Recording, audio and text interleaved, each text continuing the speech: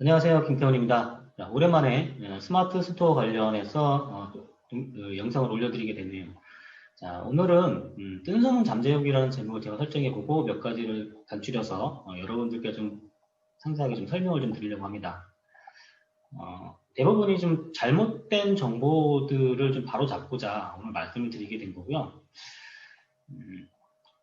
저는 네이버가 차변에서 스토어팜이라고 하는 것을 새롭게 내놨을 때, 그 당시에 2014년도죠. 그때부터 시작을 했고, 그때부터 아마 외부 네이버 센터가 아닌 곳에서는 아마 제가 처음으로 이 스마트 스토어, 그 당시에 스토어팜을 강의를 하지 않았나, 라는 생각이 들고요.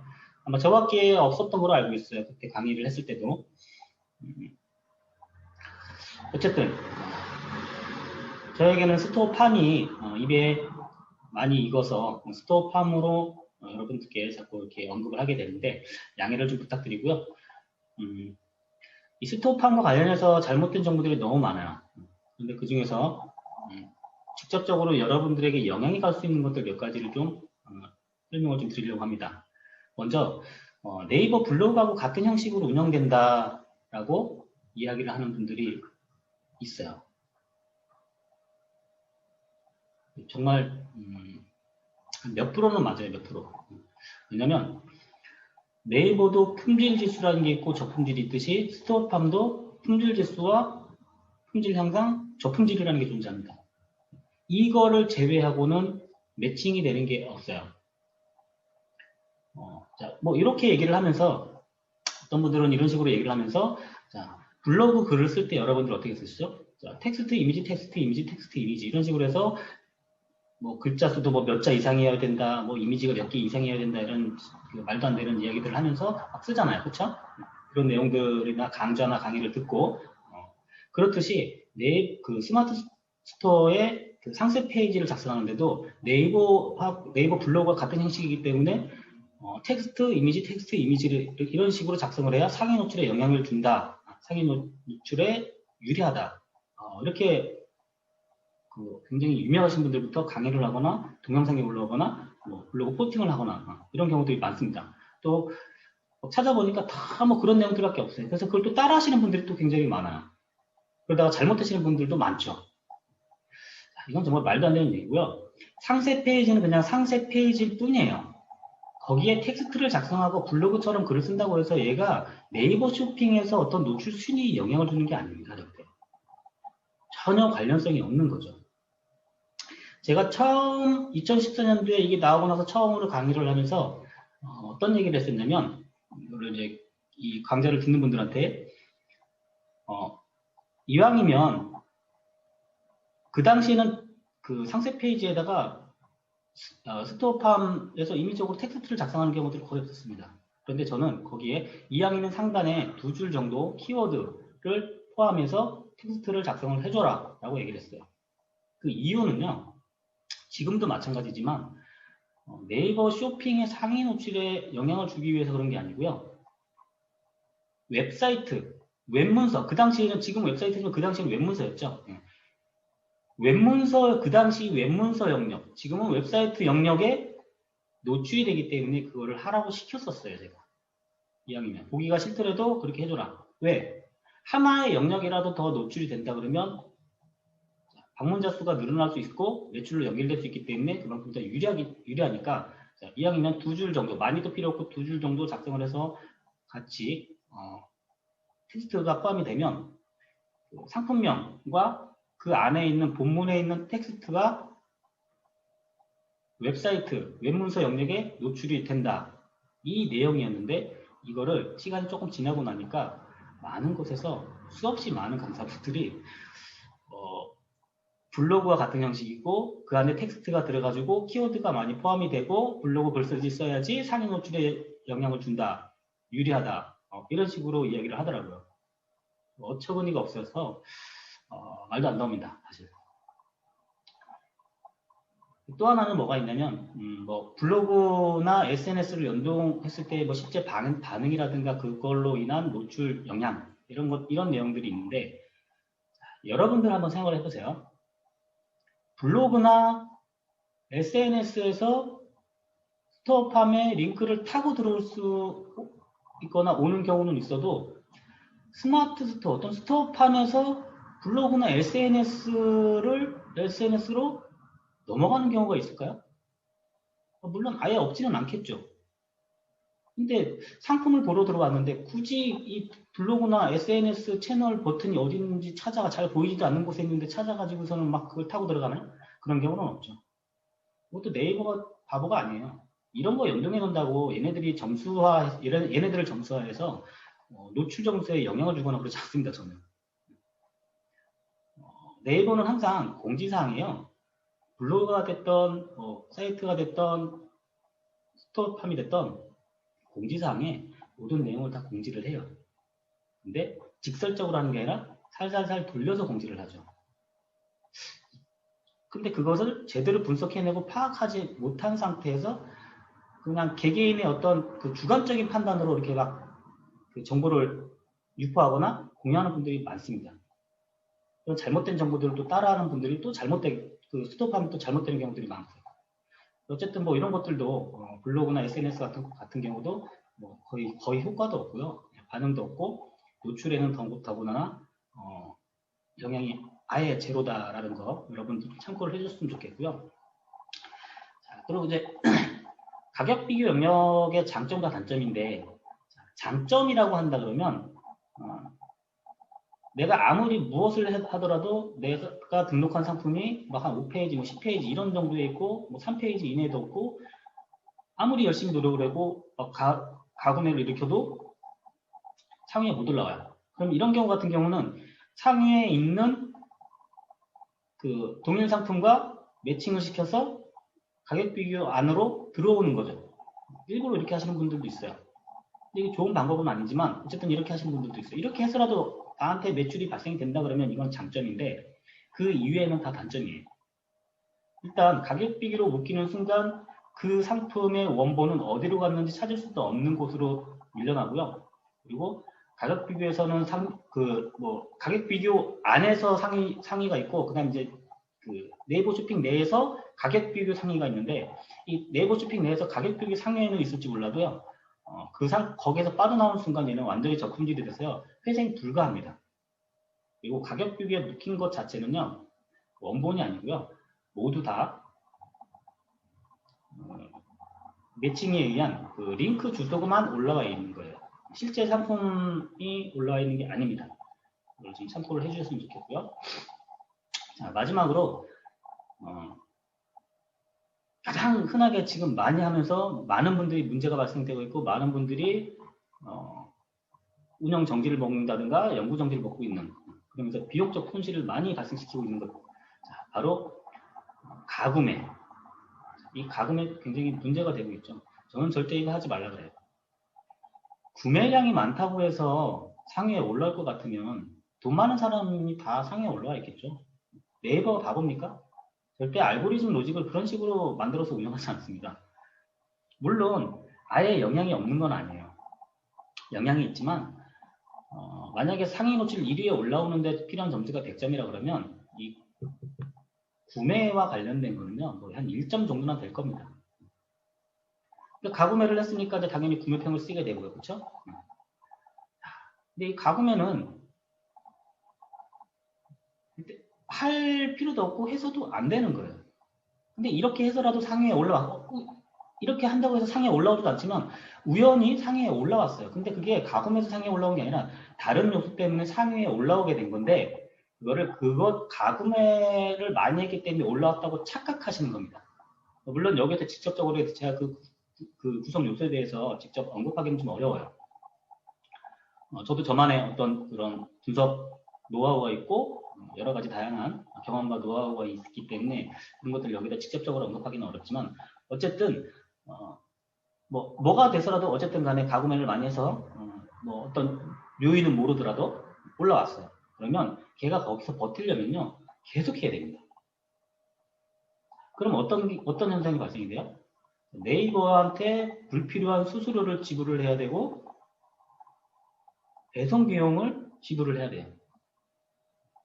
그러다 보니까 실제 판매가 된 건 아닌데 가짜의 구매 수가 올라가고 가짜 구매평이 달리고 가짜 매출이 발생은 되지만 나만 손해보고 있는 거죠. 왜? 하다가 이제 올라왔네 하고 딱 중단하고서 얼마 안 되면 바로 내려가요. 그거. 하루 이틀이면. 그거 다시 올리려고 그러면 그 전에 가구매했던 거에 2배 이상 구매를 해야 다시 그 원위치까지 올라올 거예요. 뭐 운이 좋으면 한 절반 정도만 해도 올라올 수 있겠지만 보통은 그 전에 했던 거보다 훨씬 더 많은 가구매를 일으켜야 올라오게 됩니다. 근데 이게 언제까지 이렇게 평생 이런 편법을 쓰면서 하실 거예요. 비용 손실을 봐가면서. 말도 안 되는 행위들이고요. 네이버 알고리즘 로직이요. 그렇게 운영되는 게 아닙니다. 스토팜의 어떤 품질 지수 관리 알고리즘이 따로 있고요. 그 다음에 네이버 쇼핑 순위 결정 알고리즘이 따로 있습니다. 스토팜의 품질 지수가 따라주면서 이 네이버 쇼핑에서 원하는 무언가가 작용이 됐을 때 그게 매칭이 됐을 때 위로 올라오는 구조로 만들어지는 거기 때문에 이런 무분별한 방법은 통하지가 않습니다. 심지어는 가끔 보면 굉장히 진짜 민망할 정도인데 이쪽 분야 강의하는 분들 중에서 많이 계시겠지만 앞글자만 얘기해도 성만 얘기해도 알만한 그런 유명한 분들조차도 가구매를 얘기합니다. 그 중에서는 이제 책을 내신 분들도 여러 분 계시죠. 심지어 이제 책 팔아먹기 위해서 이제 블로그 포스팅도 시키고 이런 거짓 뭐라 그럴까요? 이 강좌도 개설해서 하고 그런 경우들이 지금 많이 발생이 되고 있는데 실제 그런 것들을 듣고 오신 분들 굉장히 많았고요. 저를 찾아오셨던 분들 대부분은 들을 만큼 듣고 볼 만큼 보고 해볼 만큼 해보다가 정말 진짜 벼랑 끝에 서 있던 분들이 저를 다 찾아오십니다.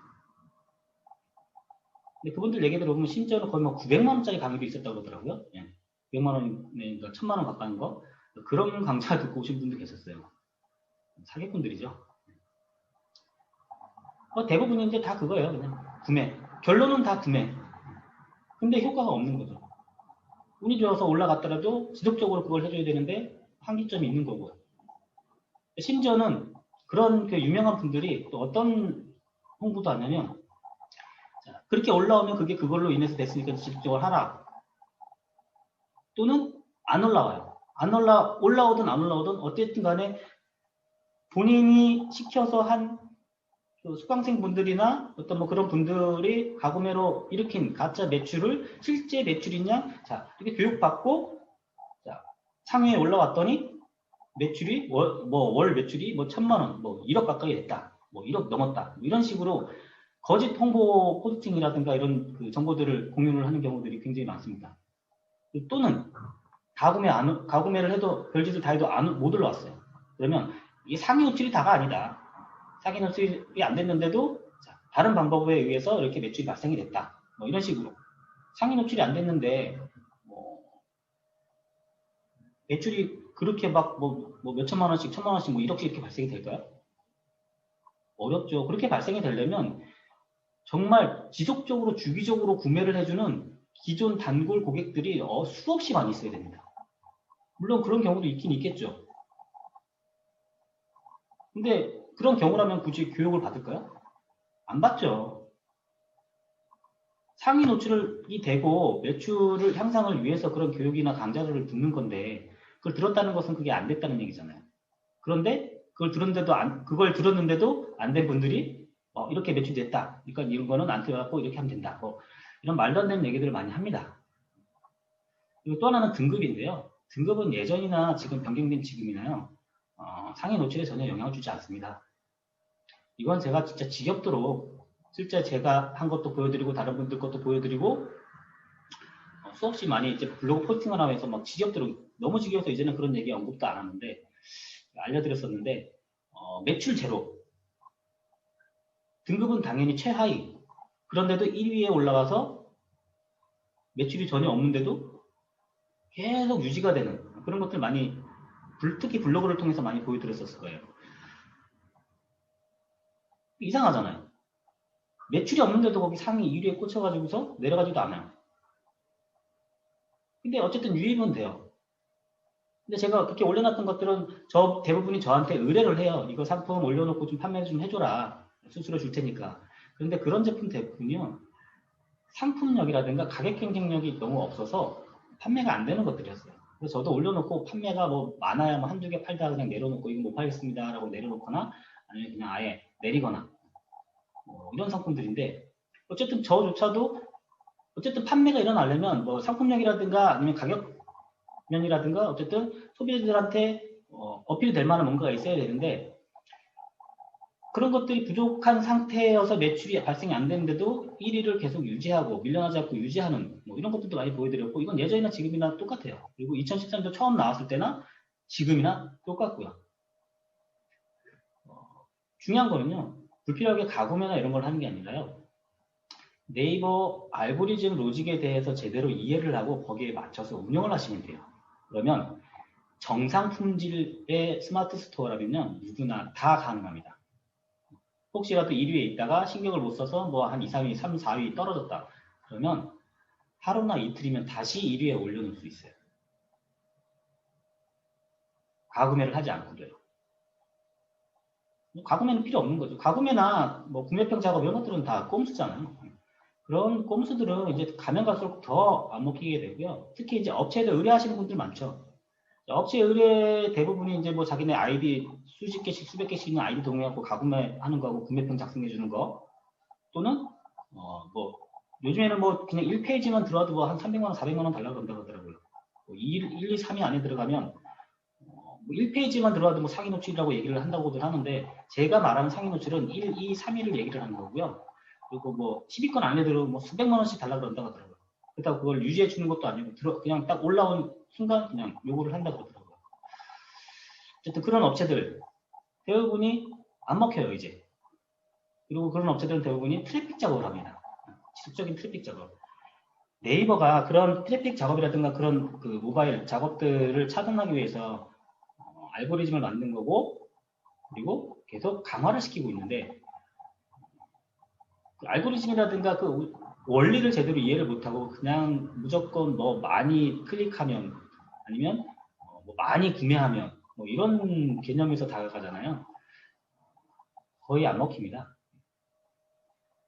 그리고 지금도 그렇게 하고 계신 분이 계실 거고 이미 해봤지만 효과를 못 보신 분들도 계실 거예요. 이미 효과를 못 보신 분들은 아마 이해가 되실 겁니다. 아무리 해봐도 안 된다. 그리고 지금 하고는 있지만 잘 안 올라간다. 또는 했는데 우연찮게 이 동영상을 봤는데 나는 지금 뭐 상위에 올라와 있다. 근데 아마 그분은 정말 하루도 안 거르고 계속해서 가공이 하실 겁니다. 평생 하셔야 돼요. 그렇게. 정리를 하자면요.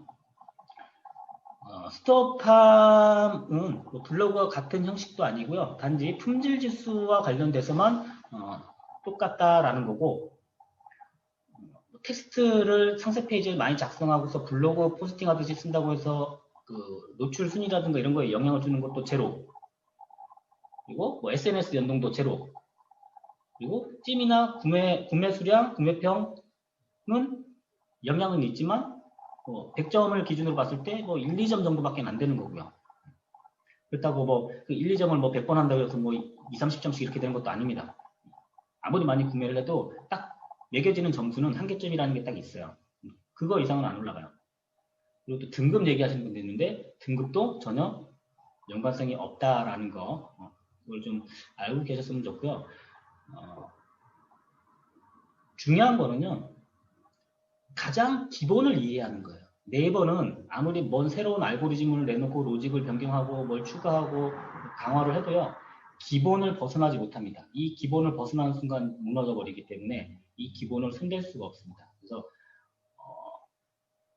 항상 새로운 알고리즘들을 추가를 하지만 기본을 버리지 못한 상태에서 추가하고 강화만 시키는 그런 단계라고 보시면 될 것 같고요. 이 알고리즘, 품질 지수와 관련된 거랑 순위 결정 알고리즘에 대해서만 제대로 이해를 하시면